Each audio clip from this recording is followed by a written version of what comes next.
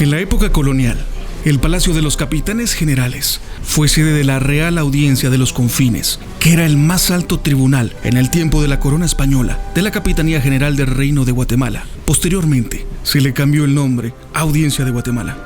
Después de la independencia, el 15 de septiembre de 1821, se establece en la primera Constitución de la República Federal de Centroamérica la división de los tres poderes públicos: ejecutivo, legislativo y judicial. Se establece que el Poder Judiciario en los estados tendrá una Suprema Corte de Justicia Federal. El 12 de noviembre de 1824, según el Acuerdo 151-84, se le atribuye al Poder Judicial plena autonomía.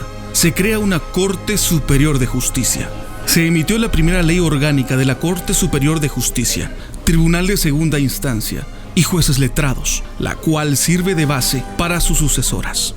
En 1838, el Estado de Guatemala se constituyó en república y se organiza nuevamente a la Corte Superior de Justicia, suprimiendo la Corte Plena y la Cámara de Súplica. En 1839, por primera vez, se le denomina Corte Suprema de Justicia y la Asamblea Nacional Constituyente dispone que el Supremo Poder Judicial resida en la Corte Suprema de Justicia. Los primeros dirigentes del organismo judicial tenían el cargo de regente. En 1879, la Ley Constitutiva de la República dispone que corresponde al Poder Legislativo nominar al presidente del Poder Judicial, a los magistrados de la Corte Suprema de Justicia y a los magistrados de propietarios y suplentes de la Corte de Apelaciones.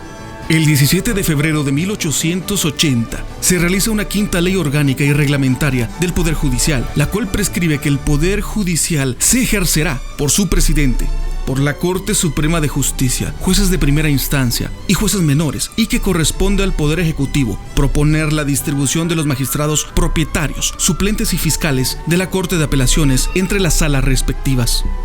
En 1871 se sustituye el título de regente por el de presidente y el señor presidente provisorio general de la República, Miguel García Granados, designa en este cargo al licenciado Manuel Joaquín Dardón y Mariscal. En las reformas a la Ley Constitutiva de la República de Guatemala del 20 de octubre de 1885 se establece que le corresponde al Poder Legislativo nombrar al presidente del Poder Judicial, a magistrados y fiscales de los tribunales de justicia. Posteriormente, en la reforma la Constitución de la República de Guatemala se dictamina que el presidente, magistrados y fiscales de los tribunales de justicia serán electos popularmente.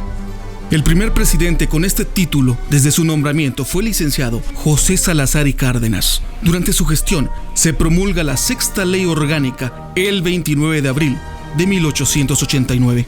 En una nueva reforma a la Constitución, en 1935, la Asamblea Legislativa dispuso otorgar al Poder Legislativo la facultad de nombrar y remover al presidente y a los magistrados de las Cortes de Apelaciones. Posterior al terremoto de 1927, se remodela y acondiciona las instalaciones del antiguo Hotel Iberia para las funciones de la Corte Suprema de Justicia. En 1931, por decreto legislativo número 1729, se crea la séptima ley orgánica del organismo judicial. Estipula que el nombramiento de los jueces de paz sea hecho por la Corte Suprema de Justicia por 4 años.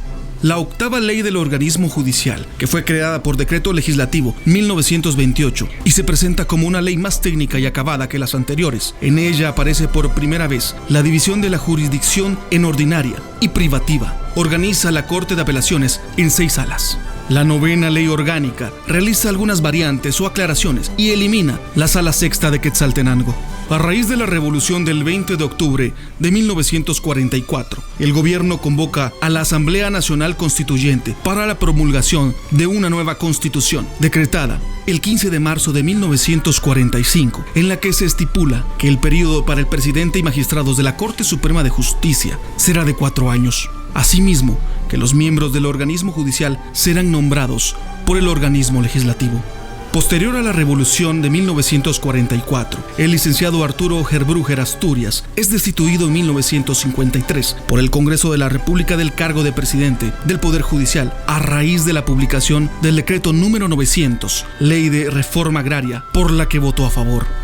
En 1954 se convoca la Asamblea Constituyente que promulga la Constitución, en la cual se establece que el presidente del organismo judicial, a su vez, fungirá como presidente de la Corte Suprema de Justicia y junto con los magistrados serán nombrados por el organismo legislativo para un periodo de 4 años. Durante las siguientes presidencias se presta atención a los cambios institucionales que se necesitan según la época.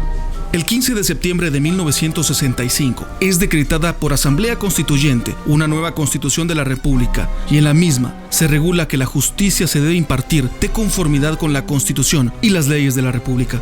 Además, se establece que la Corte Suprema de Justicia podrá organizarse en cámaras, según lo exija la Administración de Justicia.